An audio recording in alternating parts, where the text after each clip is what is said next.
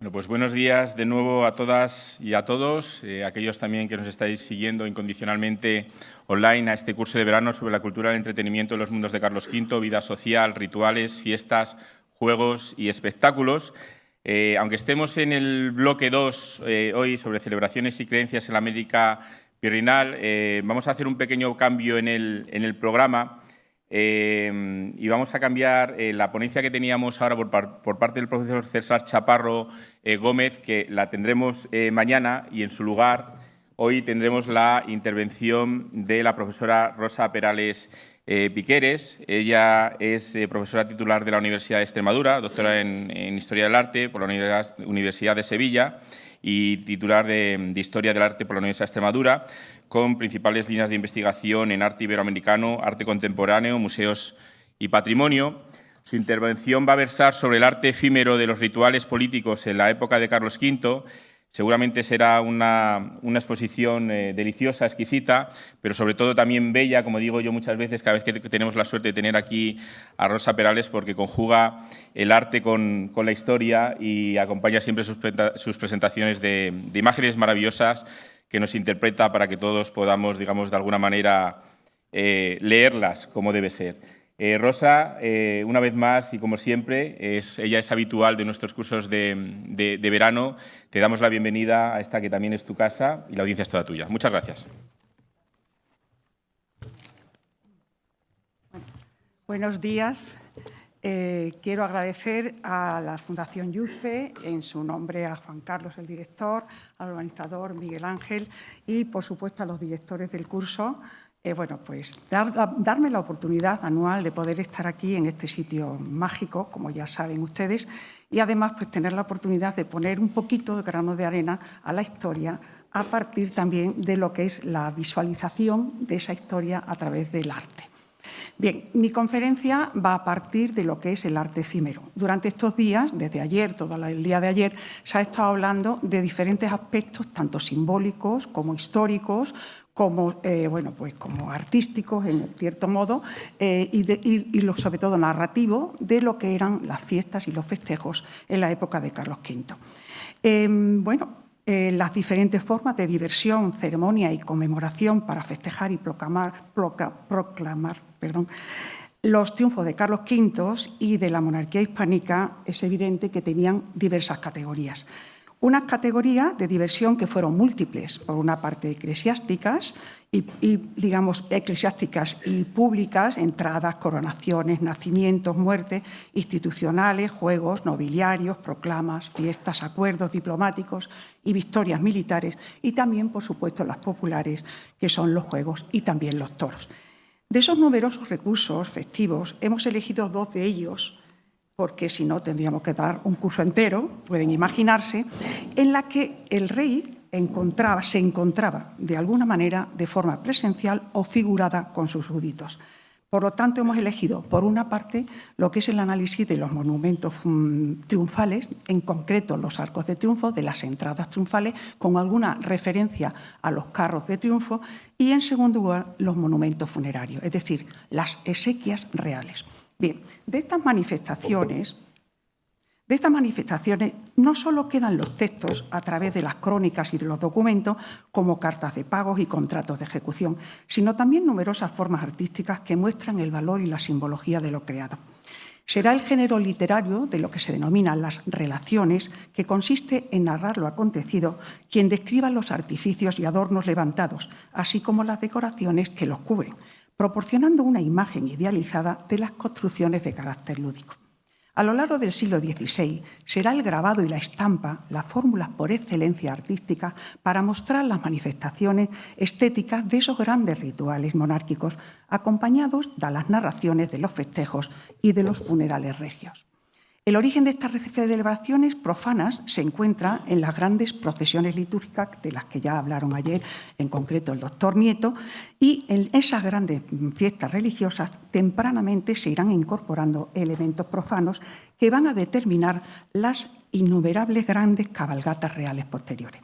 Muestra de ello van a ser esas recreaciones también en grandes murales, como pueden verlo, con escenografías teatralizadas, siendo Italia la que, por definición, acoja de manera descriptiva y simbólica los grandes triunfos políticos de la época. En estas pinturas murales, además, a lo largo de la primera mitad del siglo XVI, se van a reflejar los acontecimientos más relevantes entre las incipientes monarquías absolutistas, la española y la francesa, y su relación, además, con los estados italianos y papales.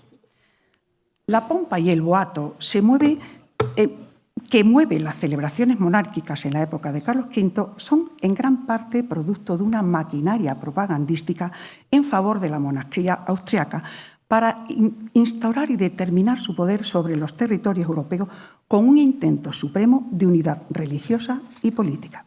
Ejemplos destacados del amplísimo protocolo borgoñón de los Austria serán las fiestas solemnes que conmemoran victorias, las nupcias, natalicios y bautismos reales. A ellos se unen los túmulos reales y los actos de sucesión de trono. En España esta sucesión se producía no como en otros países por coronación, sino por proclamación tras los funerales del anterior gobernante. El precedente artístico que vamos a tener, ayer también se habló y sobre todo se nombró este arco de triunfo de ese aparato propagandístico de los Austrias, será el encargo artístico de Maximiliano I, emperador del Sacro Imperio Romano Germánico, abuelo de Carlos V, al artista Alberto Durero en 1512. Lo hizo en la ciudad de Nuremberg para conmemorar el triunfo de la dinastía. Siendo como era la ilustración y el grabado una de las técnicas más novedosas y originales, el emperador deseaba utilizar sus medios a su favor.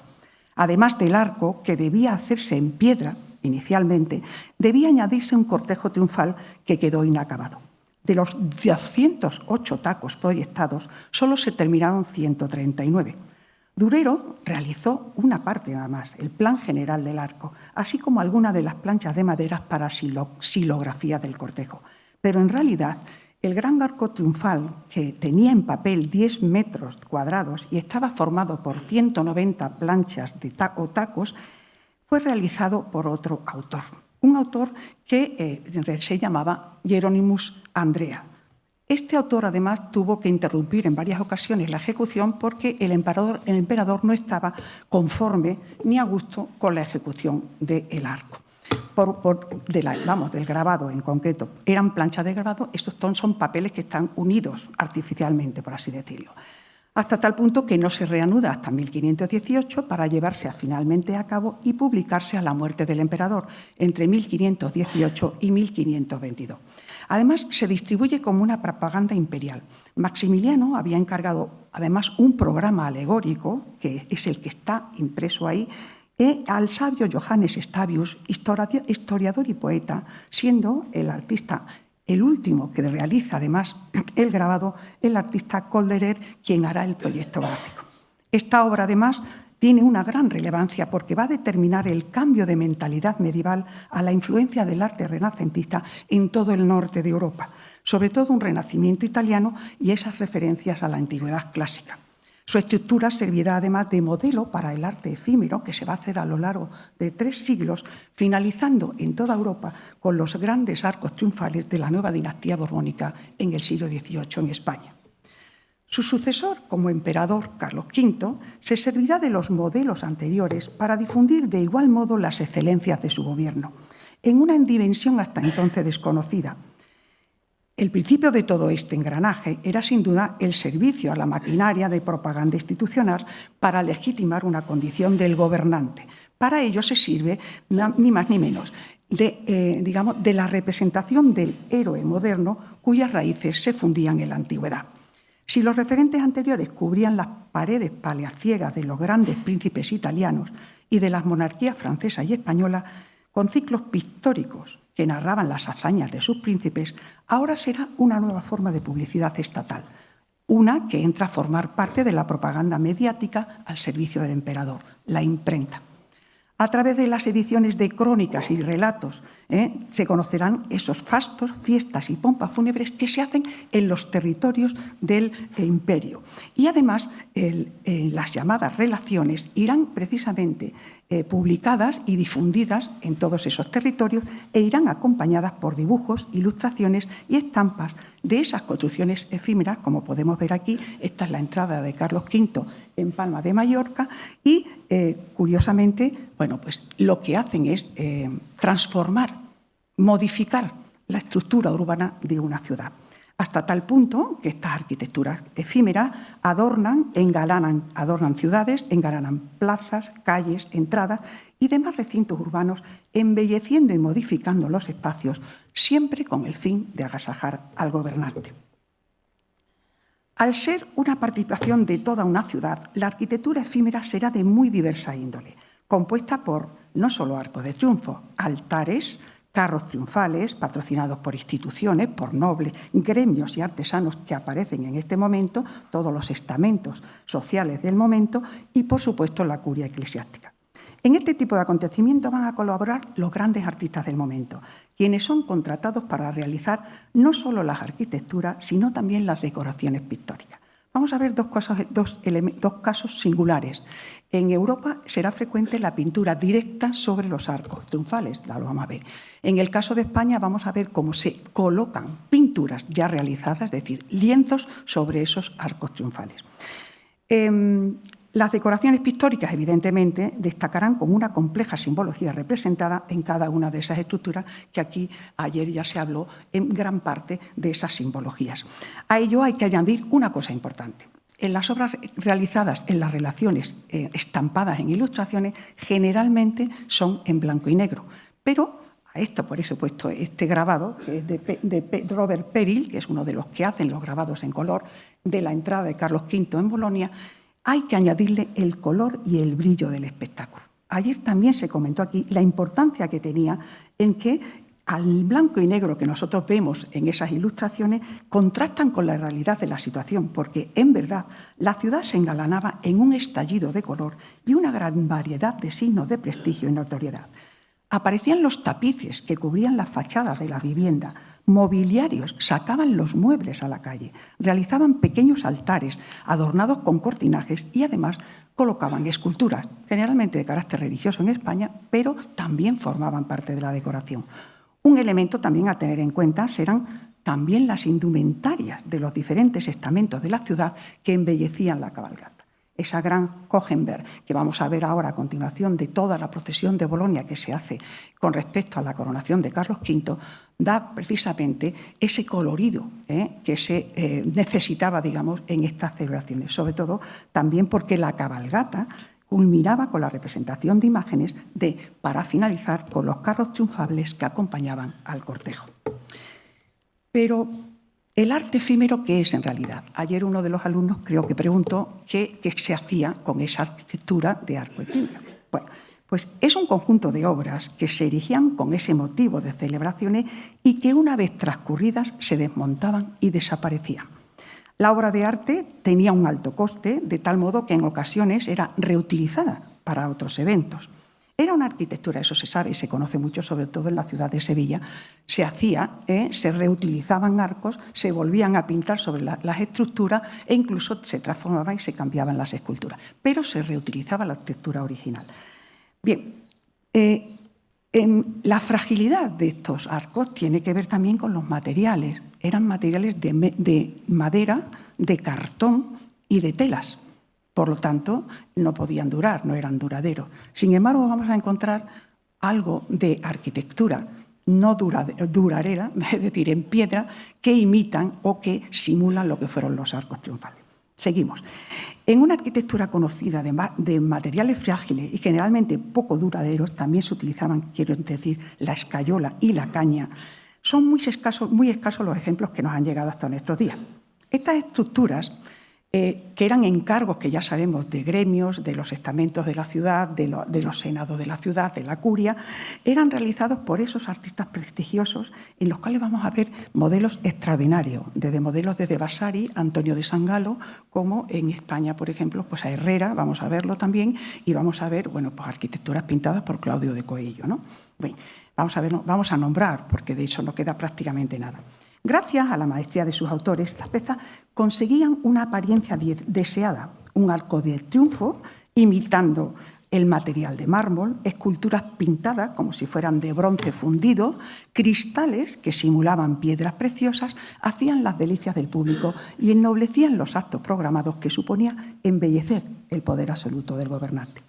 La pretensión era transformar con estas tramoyas esos espacios áulicos y escenarios urbanos de una forma teatralizada a través de esas arquitecturas que servían también de un espacio expositivo donde se instalaban precisamente unas obras que eran realizadas por autores donde en realidad a la hora de llevarla a efecto en una obra de piedra era prácticamente imposible. El escaso tiempo que duraba la instalación no superaba la semana y estaban, lógicamente, destinadas a desaparecer. La Corte española utilizó hábilmente y habitualmente este tipo de escenografías efímeras en el Renacimiento con un papel social, político y artístico de gran calado. Al no existir una capital estable en la península durante el reinado de Carlos V y precedentes, la transhumancia de la torre era de la corte era frecuente y daba opción a este tipo de manifestación artística con un estudiado protocolo que proliferará a lo largo del siglo XVI. Ayer se habló aquí también de la importancia de ese ritual protocolario que se seguía y que además los reyes católicos lo asumen y lo habían iniciado con actos palatinos. No solo serán las grandes arquitecturas de origen antiguo las que marquen el arte efímero, sino todo aquello que suponga, como dice el autor Checa Cremades, un arte de quita y pon. Es donde se incluirán gradas, altares, tablados, tarimas, pórticos de columnas, fachadas falsas y, en definitiva, todo desmontable que hacían las delicias del público. La culminación de estas arquitecturas se va a conseguir en el barroco. En concreto, lo que tienen es precisamente un proyecto que está en la Biblioteca Nacional de España de una arquitectura para una entrada real, no sabemos si se realizó en 1700, aquí lo puede, absolutamente espléndida. Es en donde el artista goza de una mayor libertad de expresión para sorprender a la ciudadanía, liberado además de las reglas arquitectónicas, en este caso del Renacimiento.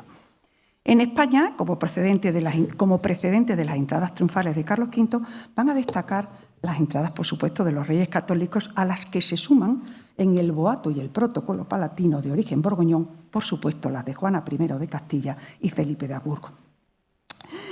Las relaciones narran los factos y acontecimientos, pero no son acompañadas de imágenes que nos ayuden a determinar la excelencia de la arquitectura efímera.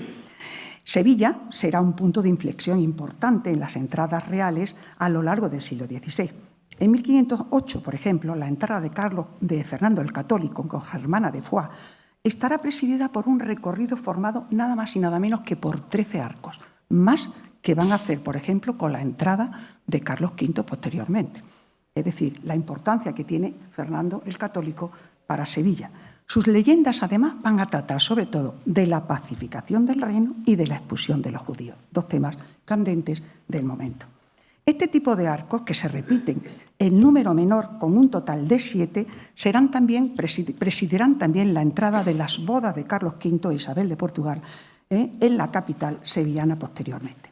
Siendo la culminación de los arcos de triunfo de las entradas reales en Sevilla, este diseño posterior, por supuesto, de arco de triunfo monumental realizado por el humanista sevillano Juan de Mallara para la entrada de Felipe II en 1570. Durante el reinado de Felipe II serán varios los lugares y las entradas triunfales. Se me ha ido para atrás. Son varios lugares las entradas triunfales en el territorio español, destacando la arquitectura exquisita, por ejemplo, que van a realizar autores también en Valladolid con la entrada de Isabel de Valois, realizada además por un autor, Benedetto de Rubaiyate, en 1560. Pero, ¿cuáles son los modelos arquitectónicos de esos arcos de triunfo que queremos ver? Los emperadores romanos eran los espejos de la gobernanza donde se van a mirar los reyes desde la Edad Moderna, en especial en la figura de Constantino el Grande, cuyo referente era obligado al confluir en este personaje el inicio del cristianismo con el poder imperial. Los monarcas se consideraban los nuevos emperadores romanos y trataban de buscar similitudes y parentescos ancestrales con las figuras míticas de la antigüedad. Esto también lo venimos viendo a lo largo de este curso. De ahí que encontremos, decorando las paredes de los palacios y en los desfiles triunfales, alusiones a este emperador. El proceso estético de la arquitectura efímera estará influido por 3 grandes obras, inspiradas en el mundo clásico. El Arco de Triunfo, del que hemos hablado ya, en el cual se rinde homenaje a los emperadores, la procesión triunfal y el gran carro triunfal. que tiene una situación diferenciada, por así decirlo, con las alegorías alusivas del gobernante moderno. En este contexto histórico, el Arco de Triunfo, símbolo del Imperio Romano, será la primera manifestación artística de este arte, cuya superficie, además, en esa superficie los artistas expresarán una configuración de la imagen real para un público muy determinado, no solo para el público nobiliario, sino para el público de la ciudadanía. Son destacadas investigaciones artísticas realizadas por el autor español Fernando Checa Cremades, que he nombrado anteriormente, con Carlos V y la imagen del héroe en el Renacimiento, realizado en 1980, cuyo análisis de las estructuras y el estudio de la simbología muestran precisamente esa creación pública que ha durado hasta nuestros días. Los artistas, a su vez, van a trabajar esa imagen áulica del emperador con una creación propagandística, aumentando la información sobre las intenciones de la monarquía austriaca y los efectos de las campañas de promoción. El autor, por ejemplo, Roy Strong, y su libro sobre Arte y Poder, Fiestas del Renacimiento, de 1460 a 1650, manifiesta la importancia que tuvieron a nivel europeo esas grandes entradas triunfales del emperador en Italia. Porque Italia va a representar el boato y, sobre todo, el gusto, tal y como afirma Jacob Burckhardt, en La cultura del Renacimiento en Italia, expresando que, para Burckhardt, había una superioridad de los festejos en Italia con respecto al resto de Europa. La gran arquitectura efímera de estos arcos triunfales, evidentemente a honor del emperador, en el territorio italiano expresa dos intenciones claramente políticas. Por una parte, ese vínculo de Carlos V y los antiguos césares romanos, pero por otra, la adopción de fórmulas de representación romanas como recurso artístico al servicio de esos intereses. Un interés mostrado en el Arco de Triunfo, cuyos modelos a seguir son el Arco de Tito, por una parte, y el Arco de Constantino en el Foro de Roma. A ello se une la difusión de los modelos clásicos a través de los libros que recogen la arquitectura de la antigüedad. El primer libro que se considera como referente para estos arcos de triunfo es el De Reedificatoria de León Battista Alberti, publicado en 1452. En España, unos años posterior, en 1582, pero evidentemente estaba difundido por toda Europa. El tratado también siguiente es el de Arquitectura de Serlio, autor que desarrolla a partir de 1537 toda una ideología sobre arcos de triunfo. La pintura, que además tendrá como referente estos libros también de emblemas, siendo los más frecuentes de usos aquellos que proporcionaban imágenes a los artistas para ennoblecer y alabar los comerciantes. Bueno, en España, por ejemplo, destacan la emblemata de Andrea el Chato, por supuesto, los triunfos morales de Francisco de Guzmán y los emblemas morales de Juan de Orozco y Covarrubias. Estos van a ser generalmente los que utilicen los artistas para decorar estos arcos de triunfo. Bien. El Tratado de Arquitectura de Vitruvio, compuesto por 10 volúmenes y descubierta una copia en 1414 del libro de Arquitectura, será publicado en 1486 y será un referente básico precisamente para todos estos modelos que vamos a ver desde Mesina, Roma, Génova o Milán. Desde el punto de vista artístico, hay que decir que el Arco de Triunfo se ubicaba, en gran parte, la ubicación de ese Arco de Triunfo dependía, por ejemplo, de la orografía de la ciudad, de los organismos que intervenían en el proceso, además, decorativo del casco urbano. Así, por ejemplo, el Arco de Triunfo se instalará a la entrada de la ciudad, el cruce de caminos, de rutas monárquicas, en pueblos de dicha ruta, en recintos eclesiásticos y, por supuesto, también en jardines palaciegos, aumentando precisamente la dignidad de los lugares y creando unas fantasías muy propias de la época. A ese Arco de Triunfo se une la necesidad de mostrar el esplendor de la ciudad. Hay una cierta competencia, por no decir una gran competencia, entre las ciudades italianas, por ejemplo, Mesina con Nápoles, para ver quién hacía el Arco de Triunfo más grande, más ostentoso, más carismático, que tuviera más éxito, digamos, con respecto a la entrada del gobernante. Pero son las arquitecturas pintadas, precisamente, a modo de esos decorados teatrales, los que van a recrear precisamente esas formas de arquitectura efímera, con ese carácter experimentador y libre en la aplicación de un nuevo lenguaje arquitectónico. A los arquitectos, aquí tenemos, por ejemplo, las portadas de esto. En concreto, fíjense en las dos portadas porque van a ser utilizadas por los arcos de triunfo posteriores.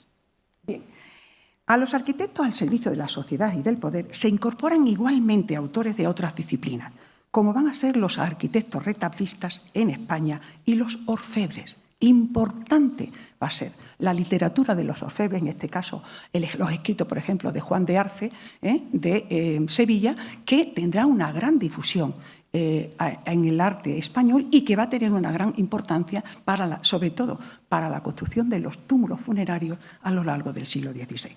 Bien, es lo que se ha denominado la otra arquitectura. Fíjense en la parte de la izquierda, es un pequeño oratorio transportable del siglo XVI, de la Lombardía, pero fíjense qué similitud con lo que están viendo aquí en una portada de uno de los libros de arquitectura. Bien, la orfebrería, por ejemplo, va a reflejar esa arquitectura efímera a través de las grandes custodias sacramentales en los territorios hispanos. Retablos y arcos triunfales y aparatos festivos van a crearse con soluciones originales que en la arquitectura real encontraban serias dificultades de ejecución, bien por motivos de funcionalidad espacial o por un estancamiento estético derivado de la imposición del gusto clásico y de la formación tradicional. Las entradas de triunfales de Carlos V en Italia estarán lógicamente presididas por este arco que venimos hablando, exaltando virtudes y beneficios de estar bajo su poder. Los textos más significativos son aquellos que relacionan, por supuesto, la coronación de Carlos V por el Papa Clemente VII en Bolonia en 1530.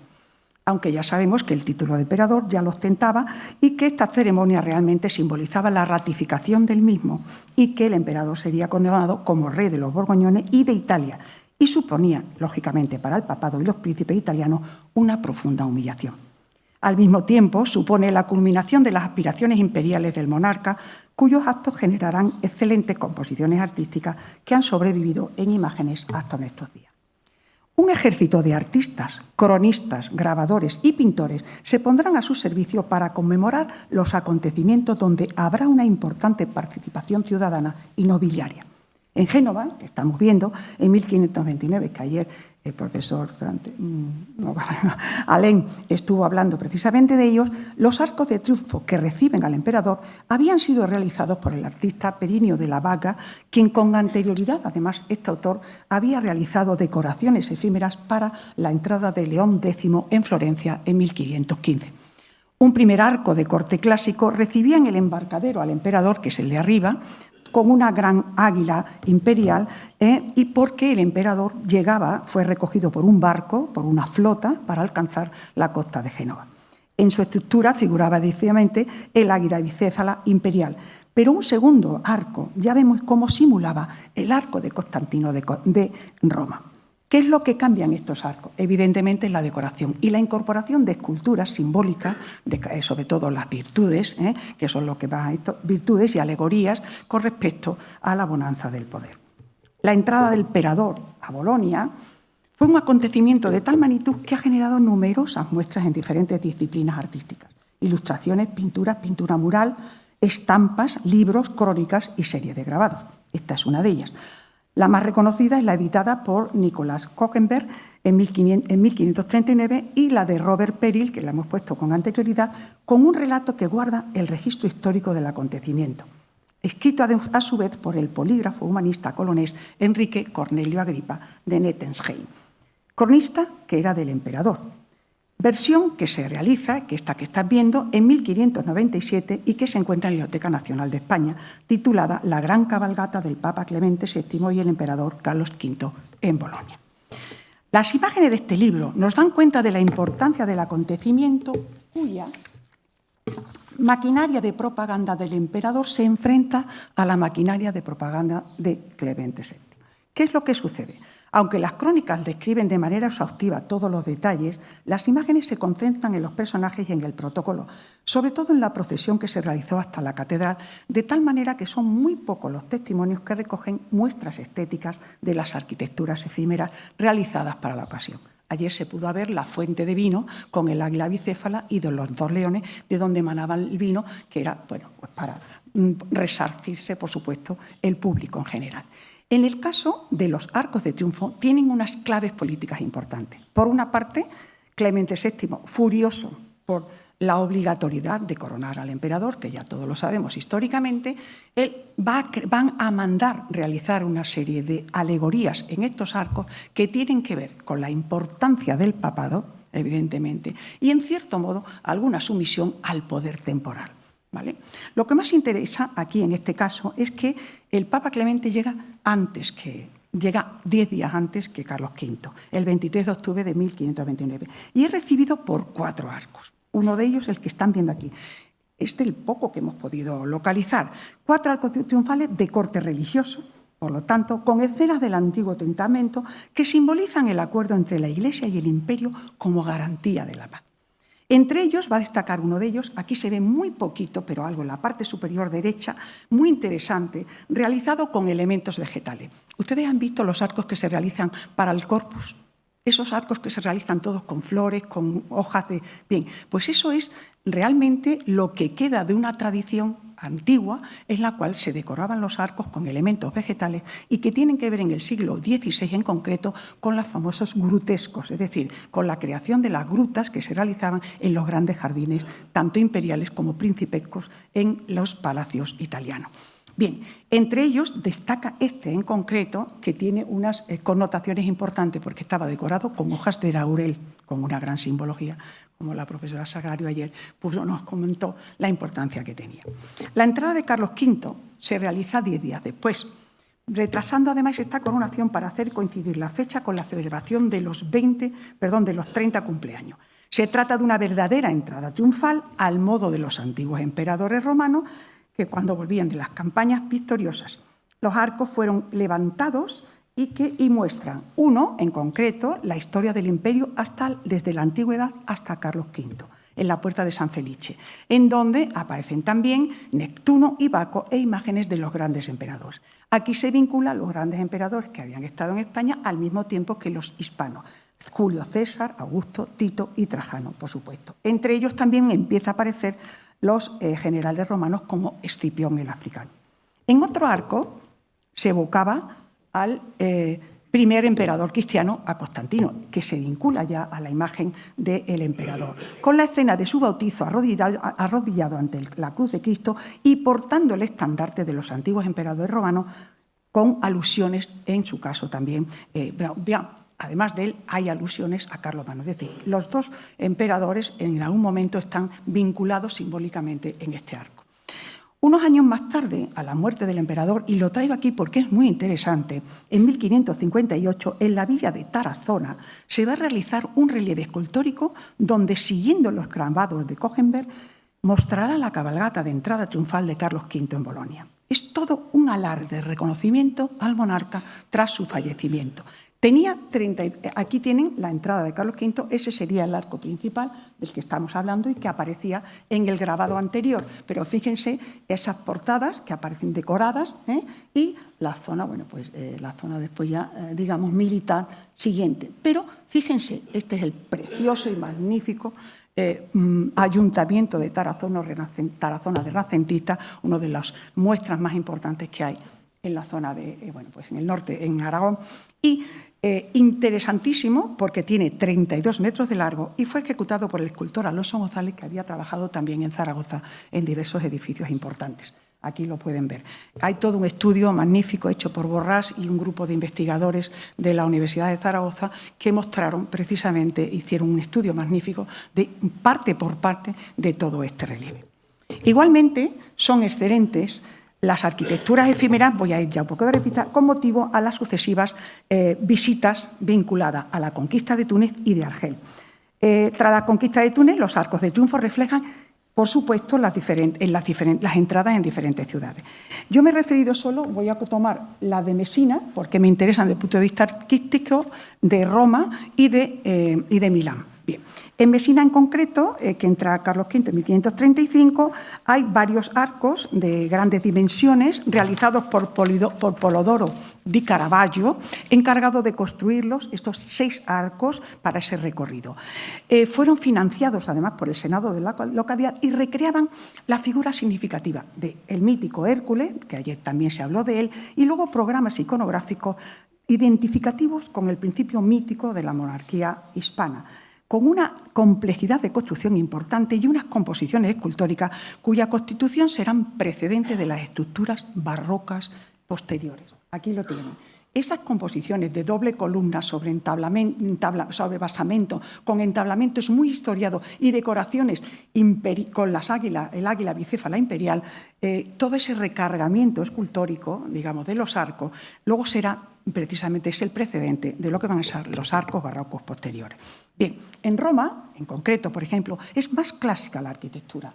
Se duplican el sistema de las columnas, como pueden ver, estructuras que simulan más bien los propíleos atenienses, por así decirlo, con una coronamiento también de los entablamentos de la misma manera, con toda la simbología de virtudes, alegorías al poder y, por supuesto, culminación siempre de justicia, clemencia, etcétera, etcétera. Bien, estas en concreto fueron realizadas por el arquitecto Antonio de Sangalo, quien expresa a través de las decoraciones los vínculos de Carlos V, otra vez de nuevo con Trajano, Constantino, Augusto y César.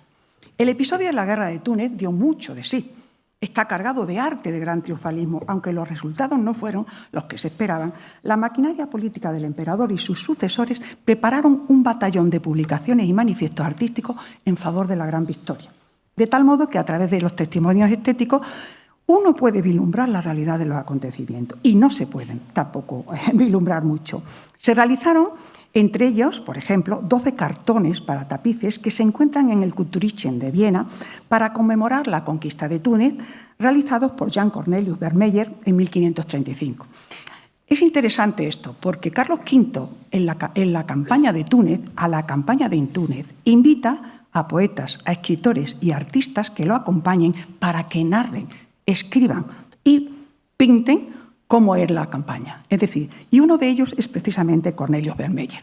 Vermeyer hizo esta serie y al mismo tiempo realiza una en concreto que se llama El asedio de Túnez, que cuando vuelve a Europa en 1536 es profusamente difundido por el taller del artista y será uno de los tapices más conocidos, digamos, de esta etapa.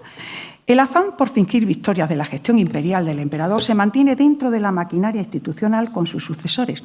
Así, Felipe II, su hijo, años después encargará la realización de una de las piezas literarias más significativas de la política de los Austrias, Los triunfos de Carlos V, que, por cierto, hay una edición facsímil realizada por la Fundación Europea e Iberoamericana de Juste. Bien, encargada al genial Giulio Clovio, gran maestro iluminador, realiza una serie de 12 miniaturas sobre los triunfos políticos y militares del reinado de Carlos V, ensalzando su gestión y utilizando los recursos estéticos a la manera romana de representación. Aquí lo podemos ver. Aquí están representados todos los enemigos de Carlos V que están sometidos al poder imperial, como lo puede ver. Hay una relación directa, hay que decir, hay una influencia directa entre esta pintura. Fíjense en la figura del emperador. Se parece muchísimo a la figura en concreto, a la manera renacentista, a la figura de Lorenzo de Medici en el sepulcro de los Medici de Miguel Ángel Buonarroti. Bien, tras su estancia en Roma, el emperador se va a desplazar, por supuesto, a diferentes sitios y, en concreto, bueno, pues aquí en Milán va a realizar varios arcos de triunfo, entre los cuales destacan este en concreto, que bueno, pues fueron realizados por autores importantes. Por ejemplo, los de Florencia, que no los he puesto porque no hay manifestación estética, artística del mismo, pero sí hay relación, las realiza, como he dicho antes, Vasari, y son pintadas por Ghirlandaio y Cristofano Gherardi. Bueno, por último, decir que los arcos de triunfo realizados y presentados en Milán van a tener una gran influencia de la arquitectura, sobre todo serliana, como pueden ver aquí. Modelos serlianos y modelos de León Battista Alberti que van a darse porque son ya publicaciones y van a ser publicaciones frecuentes que van a ser utilizadas por este tipo de arquitectura. Siempre con ese vínculo en el poder representado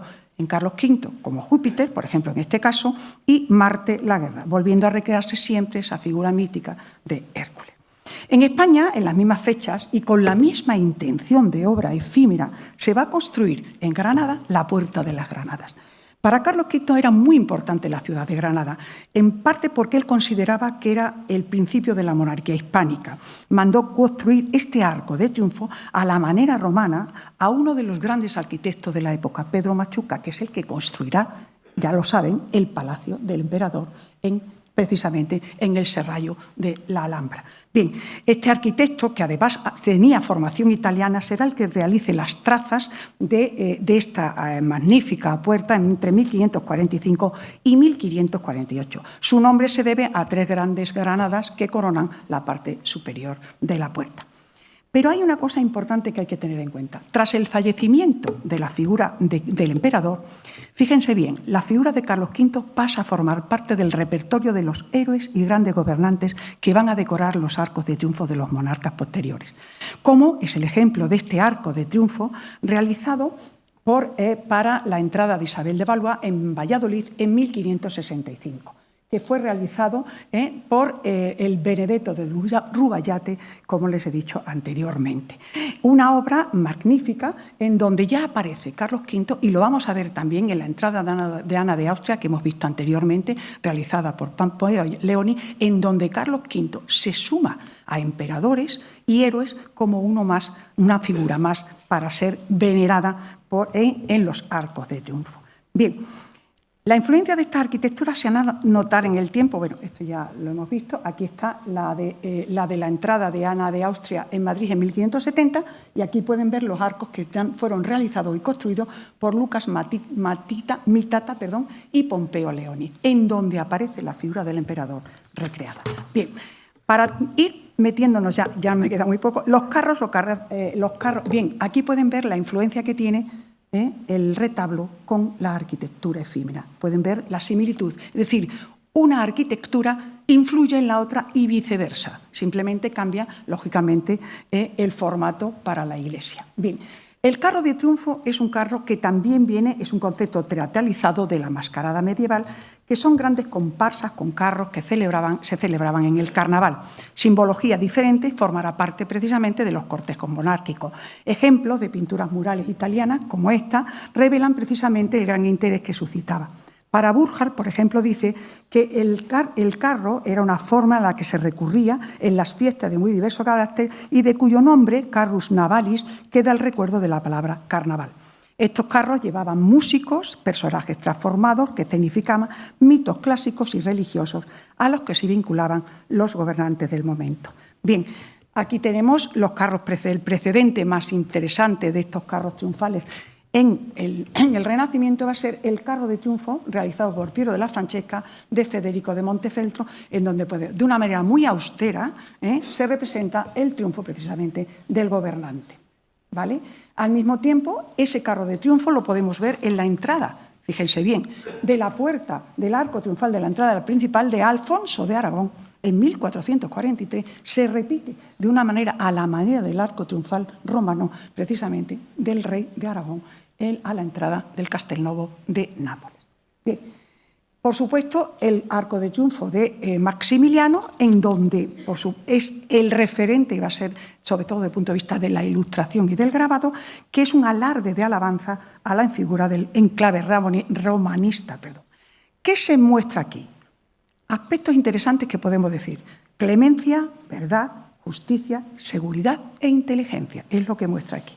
Bien, la influencia de los carros también se va a mostrar en la orfebrería.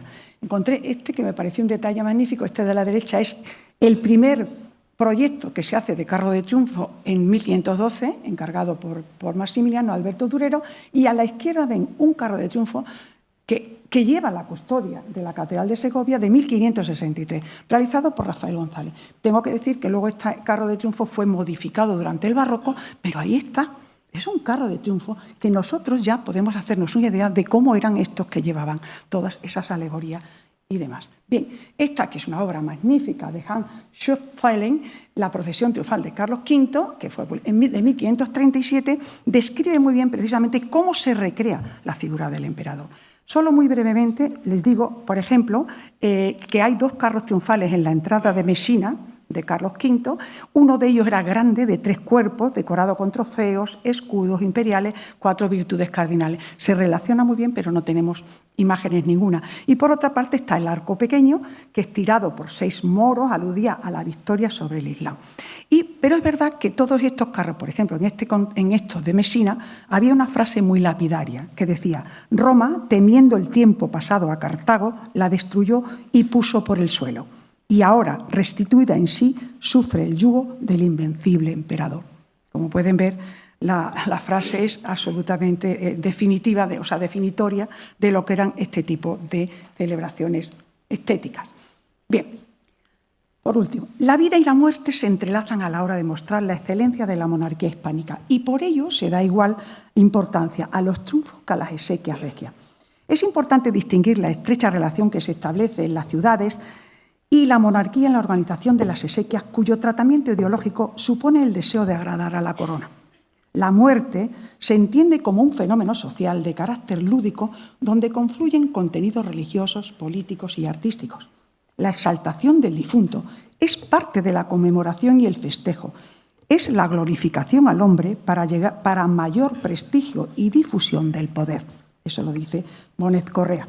Así como las marchas triunfales van acompañadas de carros de triunfo, cortejos y músicos, al túmulo le acompañan procesiones, sermones, cánticos y luto de la ciudadanía. Es la última ceremonia del rey, el colofón de su imagen pública, de ahí que se denomine pompa fúnebre. El túmulo tenía la misma función que el arco de triunfo, tan solo se diferenciaba por estar en el interior del templo religioso. En cierto modo, en el culto a la muerte se unen los palios, el arco y los referentes antiguos de fórmulas geométricas ancestrales como la pirámide. Solían tener una estructura constructiva sobria y austera, vinculante con su función, y era decorado con emotivas imágenes que destacaban las virtudes humanas y cristianas del monarca. Al igual que con el arco, el artista tendrá libertad de expresión estética, inventando volúmenes y creando nuevos diseños, siendo destacable la austeridad de la etapa renacentista frente al boato y la excentricidad del barroco. Bien, un modelo se utilizará compaginando las estructuras triunfales de origen clásico, que es el túmulo piramidal, con la utilización de formas apuntadas como obeliscos, con recursos estéticos que recuerdan los grandes panteones antiguos y los referentes medievales centroeuropeos. Al igual que los arcos diseñados para el emperador a la muerte de Carlos V, las exequias más importantes se celebraron en Bruselas, Valladolid y México. El catafalco imperial se colocó en el crucero, este pertenece a Bruselas, en la catedral y tenía forma de pequeño baldaquino cuadrado y sobre él se levantaba una estructura de forma piramidal compuesta por una gran serie de candelabros cuya armazón, pueden ver, muy significativa y muy simbólica, se basaba en semiesferas transparentes. La forma piramidal alude al mundo antiguo que acoge el ataúd vacío que está abajo, colocado en el centro, cubierto con un rico manto perteneciente al emperador y, por supuesto, sus grandes símbolos, sus 2 símbolos, la corona imperial y el cetro y la bola del mundo que estaban a ambos lados. Ahí lo pueden ver. Bien, con motivo de estos funerales se generan también unos escritos de honras a los gobernantes que serán descritos de igual modo que las relaciones de triunfos, con todos los pormenores de los fastos en honor del difunto. En Bruselas se genera una serie de obras efímeras que han sido recogidas en 34 planchas de grabados diseñados por Jerónimo Koch, donde se muestra el túmulo y los monumentos realizados en la catedral, un modelo que además se va a imponer en toda Europa, excepto en España, en cuyos territorios las influencias italianas se consolidan. El elemento más significativo, esto es una especie de altar que se colocaba con todos los escudos imperiales. Esto es muy curioso. Como pueden ver, es un barco, ¿no?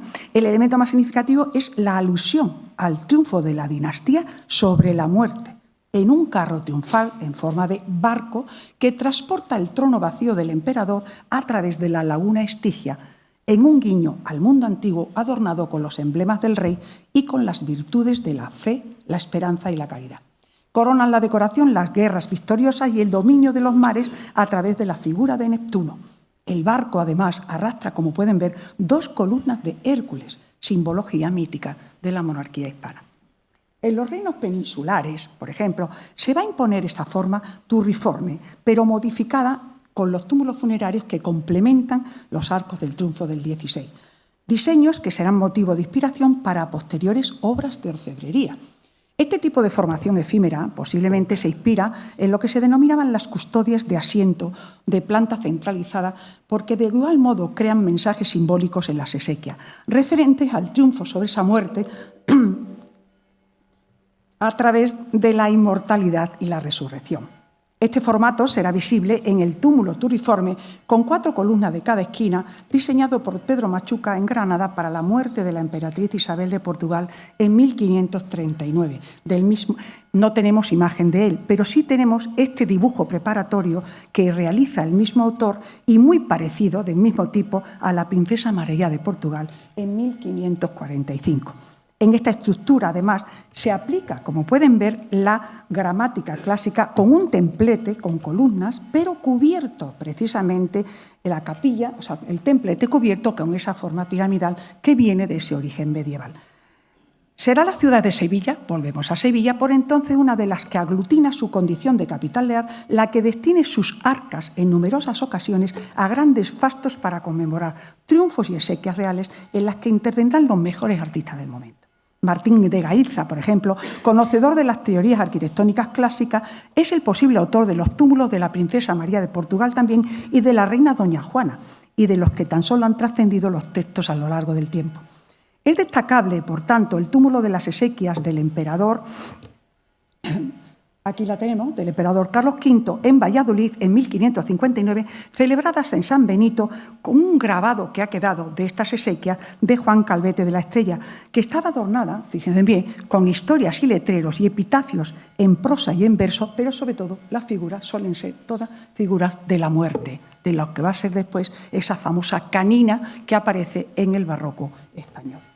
Bien, por otra parte, también este es el único dibujo que se tiene del modelo de la catedral que se hace en la Catedral de Sevilla por Hernán Ruiz, el joven, ni más ni menos, en 1558, que también vuelve a la forma del túmulo, de la forma tumular del monumento y que recuerda también a los elementos de orfebrería. Parece ser que aquí también hay influencia de los escritos de Juan de Arce, del gran arquitecto de la orfebrería sevillana. Bien, así podrán verse, por ejemplo, también esquemas, ese tipo de esquemas cruciformes y poligonales, cuadrados, ni más ni menos en los túmulos funerarios en honor de Carlos V que se levantan en el convento de San Francisco de México, realizado por el arquitecto de la Catedral de México, Claudio de Arciniega, que conocía además los tratados de arquitectura de Sterlio y trabajaba en la Catedral Metropolitana y también, por supuesto, siguiendo esta misma línea de la arquitectura de Sterlio, se van a realizar también túmulos en Zaragoza y en la Catedral de Milán. Habrá una evolución en el diseño y simbología de los túmulos reales, diferenciándose la etapa de Carlos V con la de Felipe II. He querido mostrar aquí precisamente la diferencia tan grande, no la diferencia tan grande, sino cómo se convierte esta representación escenográfica tumular en algo más que lo que hemos visto hasta ahora, muy clásico. Se va complicando el túmulo funerario hasta llegar a la esplendidez total y absoluta del barroco. Bien, en este caso, a la muerte de Felipe II, las exequias alcanzan su máxima cima. Hay una cosa importante que tengo que decir. En esta etapa, por ejemplo, en la etapa de Carlos V, en la primera, el emperador siempre aparece recreado como héroe cristiano, caballero renacentista y personaje mitológico. En la segunda etapa, con Felipe II, destacará siempre por sus virtudes cristianas, fortaleza católica y prudencia. A la muerte de Felipe II, las exequias alcanzan su cima, levantándose un gigantesco túmulo por Juan de Oviedo, un arquitecto importantísimo que es retablista y escultor de Sevilla, que lo instalan en el crucero de la Catedral de Sevilla. Tenía 40 metros y se contemplaba con unas arcadas laterales con los 3 órdenes clásicos, pintura y escultura, y de dimensiones extraordinarias que creaban una especie de pasadizo fúnebre por la catedral. Estamos hablando ya de una recreación absolutamente monumental dentro de la catedral.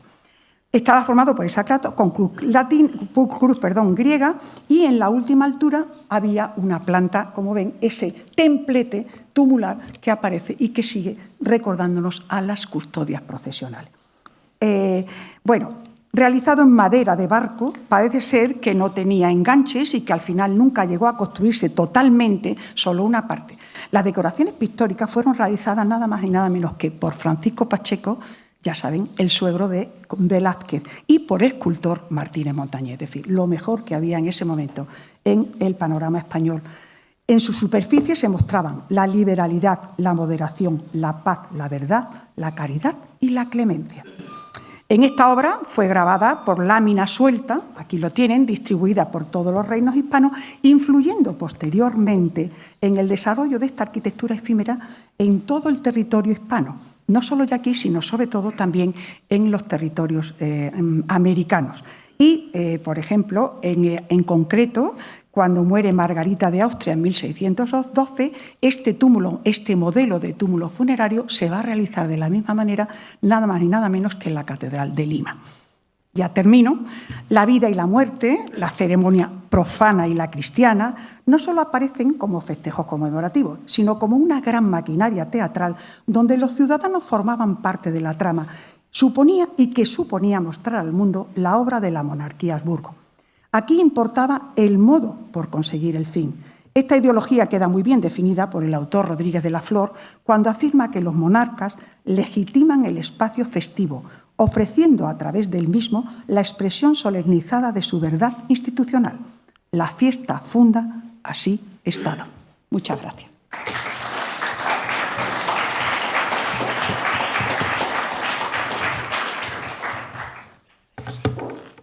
Bueno, voy a poner esta imagen que lo dice todo.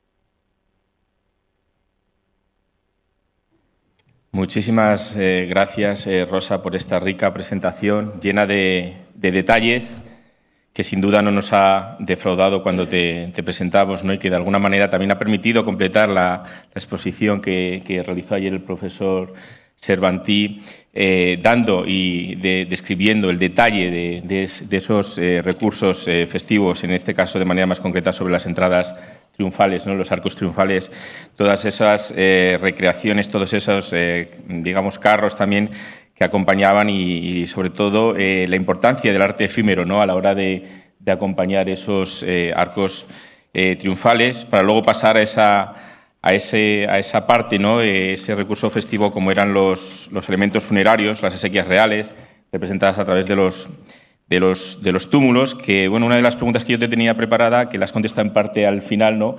El impacto que eso podía haber tenido también, o si había alguna representación en América Latina de este tipo de representaciones. Nos has mostrado los túmulos, no sé si también el recurso de las entradas triunfales, por decirlo de alguna manera, o de los eventos triunfales allí en América Latina, fueron a lo mejor también seguidos por los virreyes en algún momento dado a la hora de llegar. Tengo esa inquietud, esa duda, porque nos hemos centrado más en lo que se realizó aquí en Europa, ¿no? Y en torno a la figura de Carlos V. Es también curiosidad cómo eso tuvo su efecto en América Latina.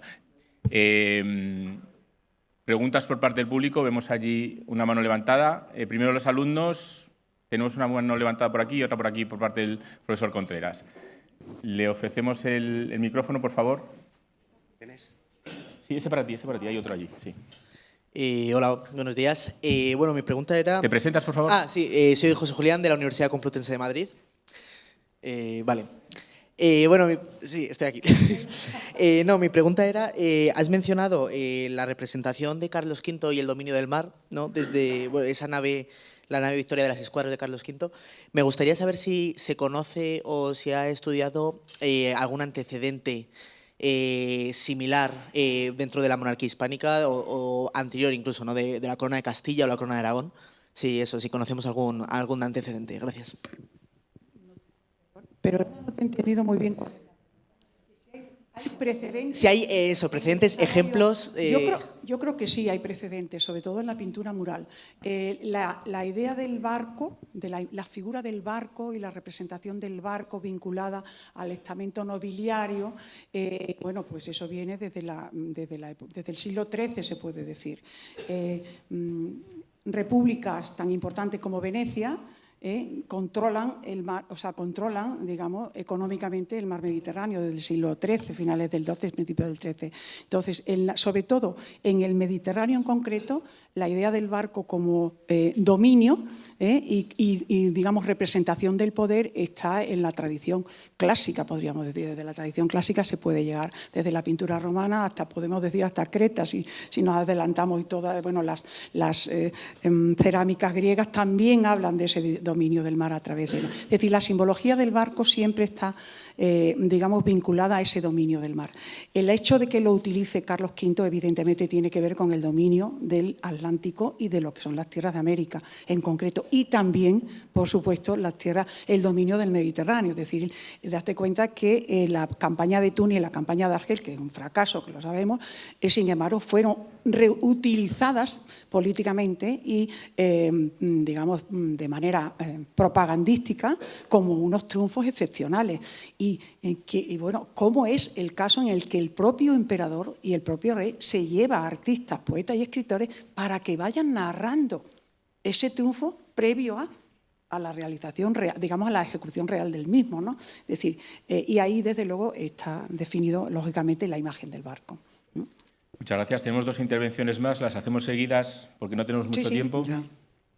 Sí, adelante, por favor, profesor. ¿Ya? Profesor, sí, se le escucha, se le escucha. No tiene que tocar nada, se le escucha. Hable. Sí. Sí. Bueno, felicidades por tu espléndida conferencia, charla. Yo no quería preguntar, pero resulta que al final has hecho una fantástica descripción del túmulo a Felipe II, en 1598, donde se dan todos los elementos que yo anteriormente dije, convocatoria, jerarquía, etcétera, etcétera. Pero hay una cosa que me ha llamado muchísimo la atención y es la respuesta a ese discurso. Y me ha venido a la memoria el famoso soneto de Cervantes al túmulo de Felipe II, que encierra la ironía más ácida y más crítica al respecto. Yo ahora mismo no lo recuerdo, en fin, si miro el soneto lo recordaré. Es decir, lo que me llama la atención es que ahí tenemos un elemento de respuesta. Simplemente es una consideración de este tipo. Magnífico, porque además es que el tema de la vanitas es cuando, digamos, es que se inicia, digamos, o se desarrolla en el mundo artístico, sobre todo, a partir de esta etapa, ¿no? Aquí adelante, por favor. Sí, profesor Elizaeus.